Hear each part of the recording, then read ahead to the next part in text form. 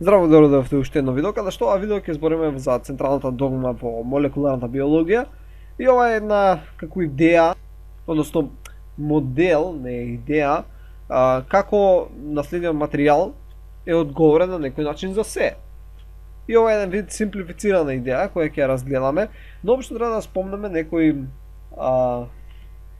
како постулати на таа централна догма кои се битни за наследниот материјал. Значи, денеска знаеме дека имаме клетки, дека наследниот материјал е всушност ДНА, така. Но и да не знаевме дека е ДНА, да речеме не ни беше познато, да речеме дека имаме некоја си супстанца X, таа супстанца X мора да ги поседува наредниве својства. Значи, таа супстанца X мора да се пренесува на новите клетки при секоја репродукција на клетка. Така, мора да се пренесува, односно да се реплицира со цел да има во новите клетки. Мора да се наоѓа во сите клетки на организмот, значи имаше еден организам, така и он изгледа многу клетки, трилиони клетки, и мора да го има во секоја клетка од која е изграден, така. Значи, да речеме дека не знаеме која е таа супстанца, едноставно таа која и да е мора да ги почитува сите овие правила. Друго, освен што треба да се реплицира, таа супстанца треба да кодира за сите, односно да содржи доволно информации или некаков механизам на кој би можело да се искористат тие информации со цел да кодира за сите можни протеини кои можеме да ги сретнеме. И сега интересно е дека всушност сретнуваме многу поголем број протеини.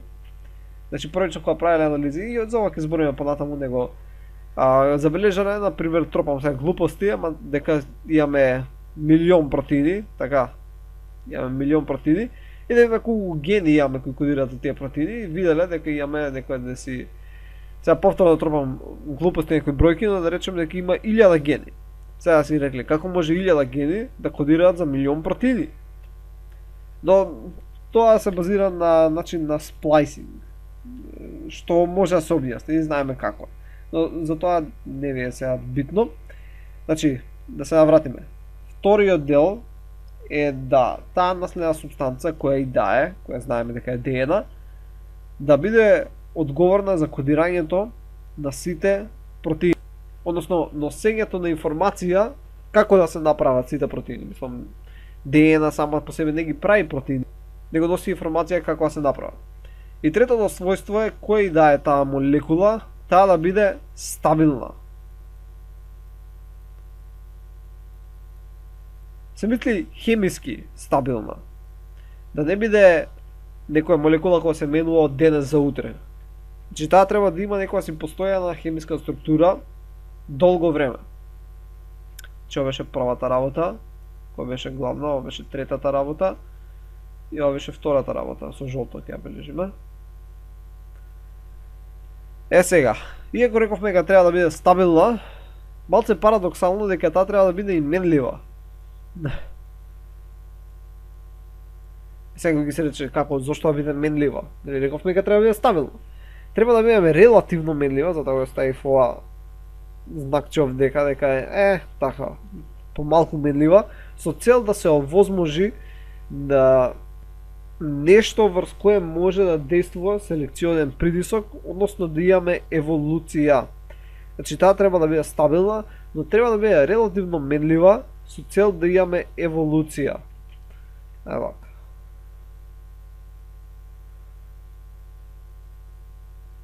Е сега, не дека самата ДНА молекула си вика, ја треба да се менувам, зашто треба еволуција, и самата еволуција не е некаков биолошки процес, него самата еволуција произлегува од сите биолошки процеси.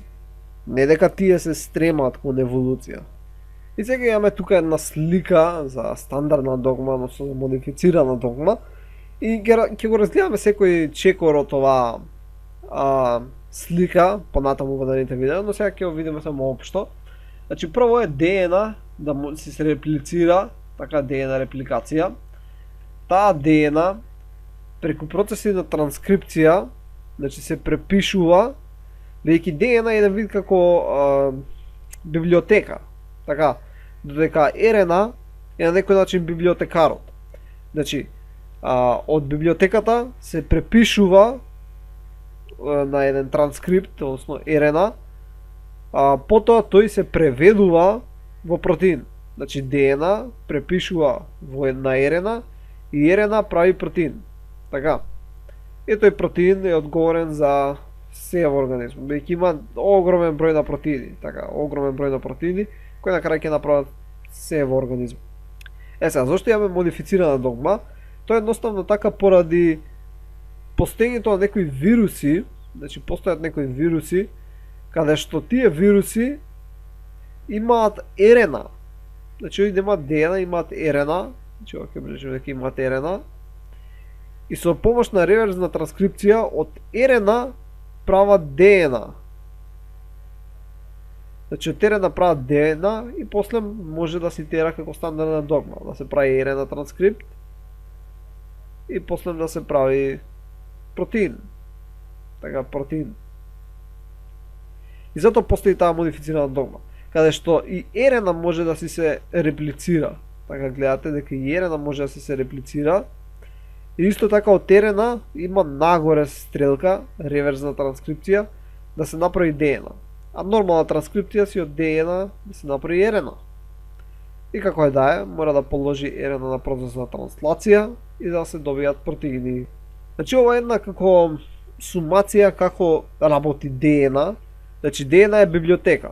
Од таа библиотека се препишува, можете да си замислите на листови хартија, значи тоа е РНА, дека од ДНА книгите кои се во библиотеката се ДНА, тие се препишуваат на транскрипти, значи на некои си листови или како сакате да замислите си ги, и после тие се преведуваат во протеини кои што имаат некаква си функционална улога. Добро, тоа е централната догма во молекуларната биологија. Се надам дека научивте нешто ново. И добро, тоа е тоа. Ќе се видиме